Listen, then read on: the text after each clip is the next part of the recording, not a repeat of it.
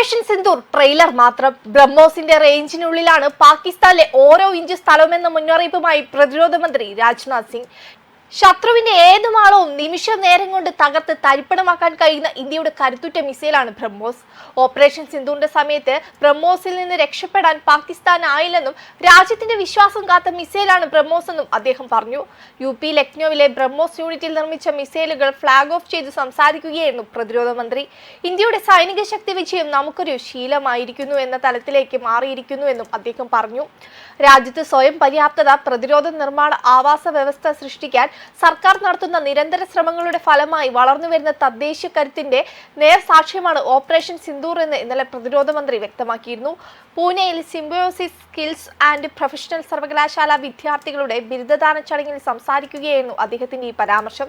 കഴിഞ്ഞ 10 വർഷത്തിനിടെ പ്രതിരോധ മേഖലയിലെ ഉൽപാദനം 46,000 കോടി രൂപയിൽ നിന്ന് 1.5 ലക്ഷം കോടി രൂപയായി വർദ്ധിച്ചുവെന്നും ഇതിൽ ഏകദേശം 33,000 കോടി രൂപ സ്വകാര്യ മേഖലയുടെ സംഭാവനയാണെന്നും പ്രതിരോധ നിർമ്മാണ രംഗത്തെ യുവതയുടെ സംഭാവനകളെ അഭിനന്ദിച്ചുകൊണ്ട് മന്ത്രി പറഞ്ഞു.